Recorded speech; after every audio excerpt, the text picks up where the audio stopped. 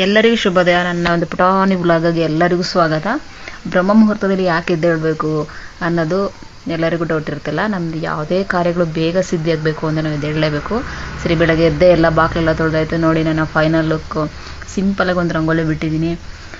ಮತ್ತು ತುಳಸಿ ಕಟ್ಟೆ ಮುಂದೆ ನಾವು ದೀಪ ಹಚ್ಚಿದ್ದೀನಿ. ಎಲ್ಲ ನಮ್ಗೆ ಏನೇ ಪ್ರೇಯರ್ ಇದ್ರು ಫಸ್ಟು ತುಳಸಿ ಮತ್ತು ಹತ್ರ ಪ್ರೇಯರ್ ಮಾಡಿದ್ರೆ ಎಲ್ಲ ಒಳ್ಳೆಯದಾಗುತ್ತೆ ಅಂತ ಹೇಳ್ತಾರೆ. ಆ್ಯಸ್ ಯೂಶುವಲ್ ನಮ್ಮ ಮನೆ ದೇವ್ರ ಮನೇಲಿ ಈ ರಂಗೋಲಿ ಇದ್ದೇ ಇರುತ್ತೆ. ಸುಮಾರು ಜನ ಕೇಳಿದ್ರು, ಇದೇನು ನಿಮ್ಮ ಮನೆ ಮಾತ್ರ ಡಿಫ್ರೆಂಟ್ ಆಗಿದೆಯಲ್ಲ ದೇವ್ರ ಮನೇಲಿ ಅಂತ.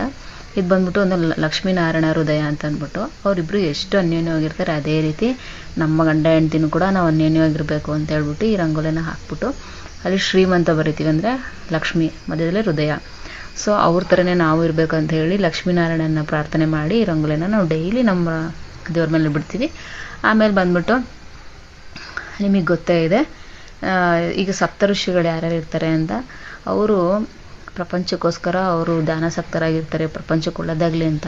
ಸೊ ನಮ್ಗೆ ಅವ್ರನ್ನ ಡಿಫೈನ್ ಮಾಡೋಕ್ಕಾಗಲ್ಲ. ಸೊ ಅದಕ್ಕೆ ನಾನು ಮಾಡಿದೆ, ಇದು ನನ್ನ ಇಮ್ಯಾಜಿನೇಷನ್. ಅವ್ರನ್ನ ಸ್ಟಾರ್ ರೂಪದಲ್ಲಿ ನಾನು ಒಂದು 7 ಸ್ಟಾರ್ ಹಾಕ್ಕೊಳ್ತೀನಿ ದಿನ. ಅವರಿಗೆ ಡೈಲಿ ನಾನು ನಮಸ್ಕಾರ ಮಾಡ್ಕೋತೀನಿ. ನೋಡಿ, ನನ್ನ ಒಂದು ದೇವ್ರ ಮನೆ ನೋಡಿ, ಇದು ಫೈನಲ್ ಲುಕ್ಕು.